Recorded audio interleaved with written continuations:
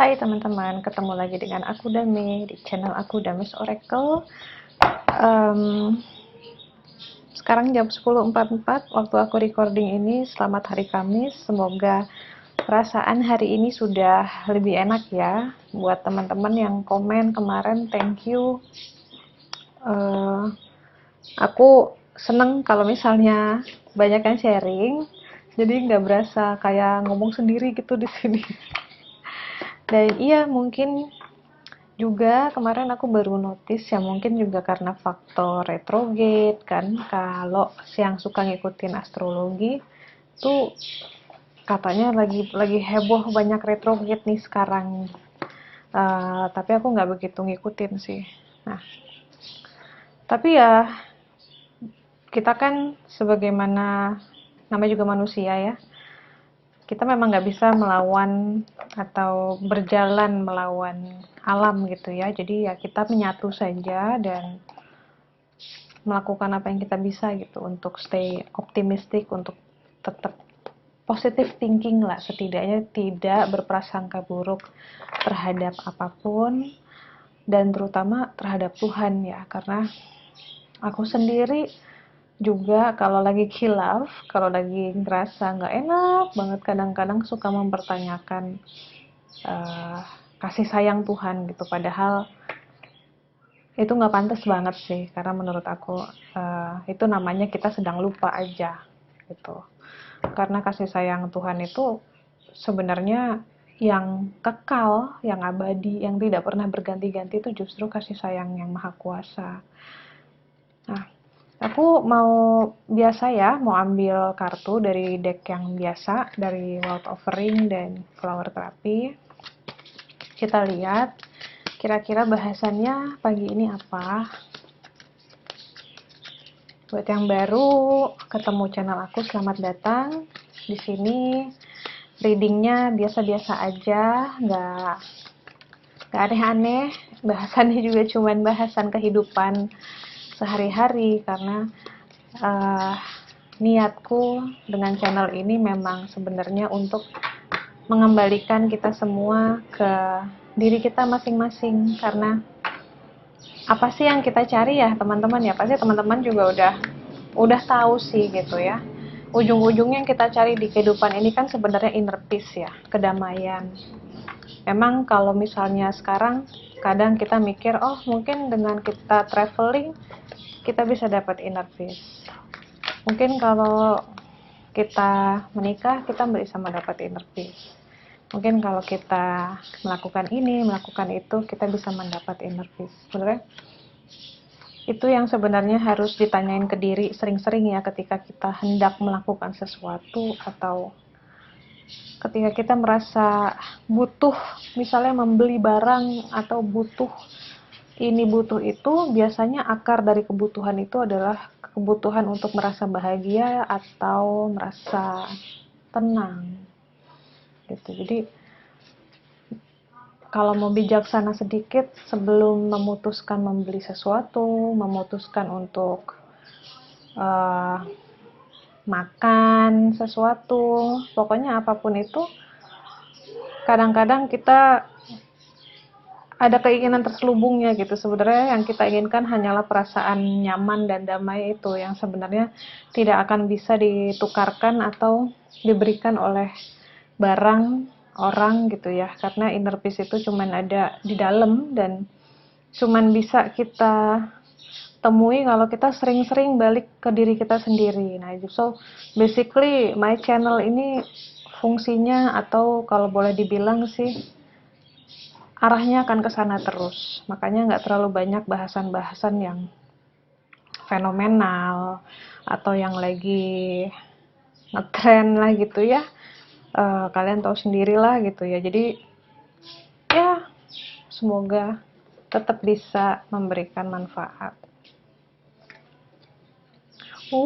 Kita dapat companionship di sini. Companionship-nya datang dengan kartu Let Go of Anxiety. Companionship ini Sebenarnya lebih tinggi daripada hubungan romantis ya, karena ini aku nggak bisa bilang ini cuma di ranah pacaran, tapi dari bahasanya saja sudah companionship. Jadi bukan sekedar lovers, bukan sekedar partner, bukan sekedar puppy love gitu ya, cinta monyet yang gimana, tapi ketika ada companionship di sini berarti ada kebersamaan yang komit gitu. Komit artinya mau selalu bersama meskipun kondisi sulit gitu ya. Nah, when you fully bless and embrace your aloneness, you are ready for the ones who are meant to be with you. May I welcome this solitude knowing it will open the way for all healthy relationship. Walaupun di sini dibilangnya companionship, tapi kartu ini bicara banyak tentang kesendirian. Katanya, kalau misalnya kita sudah bisa menghargai makna kesendirian, berarti kita ready untuk hubungan yang lebih sehat gitu ya. Jadi kalau masih punya perasaan takut sendiri, kalau masih punya perasaan takut, nanti gimana kalau gue nggak nikah-nikah, gimana kalau misalnya gue harus hidup sampai tua sendiri, nah itu sudah merupakan tanda bahwa setiap kali kamu punya relationship itu tidak akan sehat. Tapi kalau sudah sampai di titik dimana kita merasa bahwa, oh ya sudah, kalau emang gue harus jomblo seumur hidup, nggak masalah, gue nggak akan kesepian, karena cinta gue bisa gue bagi-bagi ke anak-anak orang gitu ya, atau ke tetangga, atau ke hewan peliharaan, tidak akan habis-habisnya gitu. Dan teman hidup itu bentuknya bisa macam-macam, bisa orang lain, bisa sahabat, bisa itu tadi hewan peliharaan. Dan kita jangan pernah takut untuk punya mindset bahwa kita akan mati dan tidak akan diurus siapa-siapa, karena nggak seperti itu juga gitu. Hidup itu tidak seburuk itu teman-teman. Dan di sini juga dibilangnya jangan cemas gitu, jangan jadikan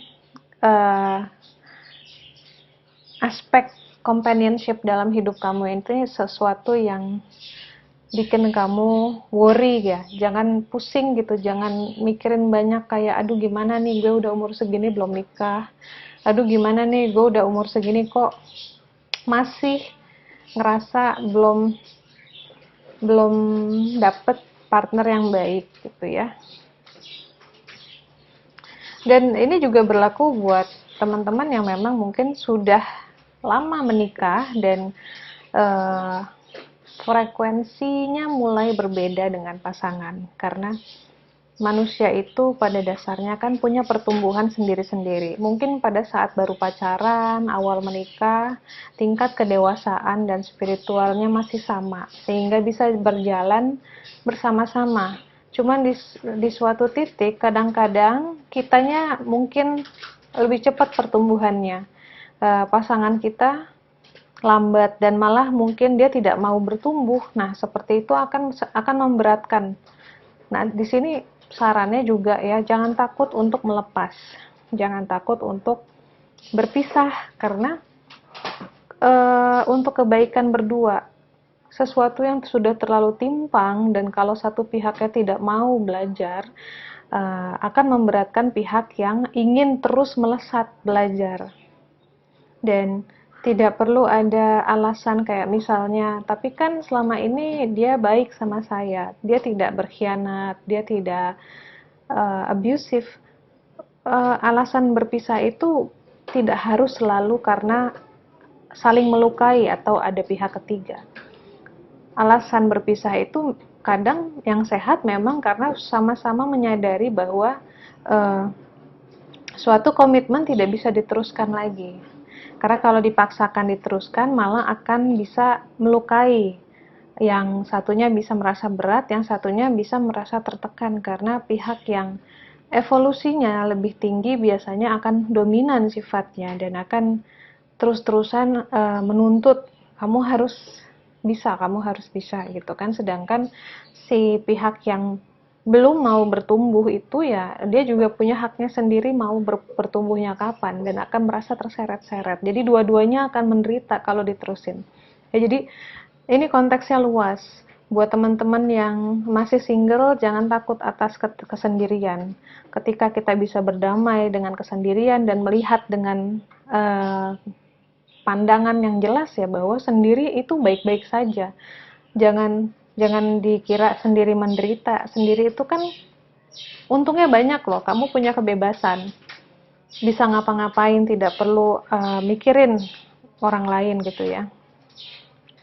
Kamu bisa gunain uang kamu untuk dirimu sendiri, tidak perlu mikirin pasangan atau anak gitu kan. Kamu bisa membentangkan sayapmu seluas mungkin, pergi sejauh mungkin. Itu untungnya kalau kamu single. Dan kalau kamu bisa menghargai bahwa kesendirianmu itu, kesinggelanmu itu adalah karunia, maka Tuhan akan melihat bahwa oh dia single aja bisa survive, apalagi kalau dia berpasangan. Dia single saja sudah bahagia, apalagi kalau dia berpasangan. Jadi ditambahkan gitu. Jadi kalau single aja kamu menderita, Tuhan akan mikir, lu aja single menderita gimana mau punya pasangan? Karena uh, berpasangan itu it's another level of learning gitu ya. Ada pelajaran-pelajaran hidup yang tidak didapat ketika kita sendirian.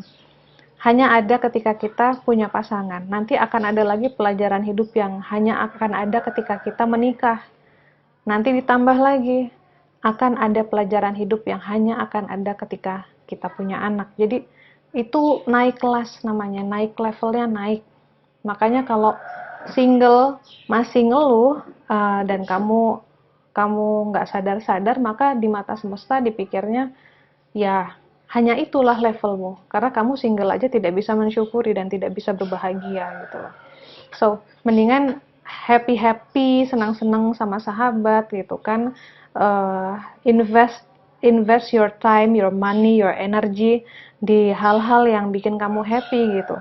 Mumpung jomblo, mumpung nggak sama siapa-siapa, investasikan waktu, uang dan tenaga di hal-hal yang bikin kamu bisa berkembang dan bisa bikin kamu merasa makin cinta sama diri kamu, makin percaya diri gitu. Nanti beda deh, nanti akan terlihat ketika you love yourself so much, ketika kamu sangat mencintai diri singlemu itu, maka semesta akan percaya bahwa kamu deserve untuk ditambahkan kebahagiaannya dengan dimunculkan satu orang lagi yang serupa kayak kamu.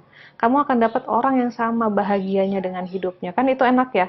Orang bahagia ketemu orang bahagia. Udah akan double happiness gitu. Gila, gue udah kayak paket paket McD double happiness.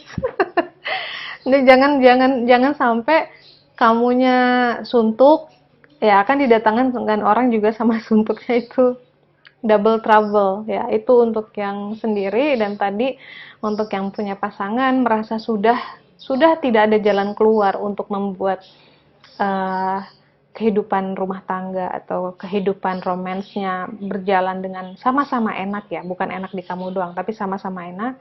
Jangan ragu untuk melepaskan dan kembali ke siklus ini sendirian lagi dulu sampai nanti orang yang levelnya sama, frekuensinya sama. Emang ngomongnya gampang ya teman-teman, tapi percayalah, aku paham itu akan sulit. Tapi daripada tidak dilakukan, mendingan dilakukan. Karena kalau kita ada di dalam state atau posisi di mana kita tidak mau mengambil keputusan, itu hidup itu akan stagnan lama-lama. Segalanya akan tertahan. Rezeki tertahan, perkembangan tertahan, dan yang paling fatal, kesehatan akan tertahan dan lama-lama menurun. Gitu aja, semoga pesannya bisa kasih inspirasi dan sampai ketemu lagi besok. Dadah.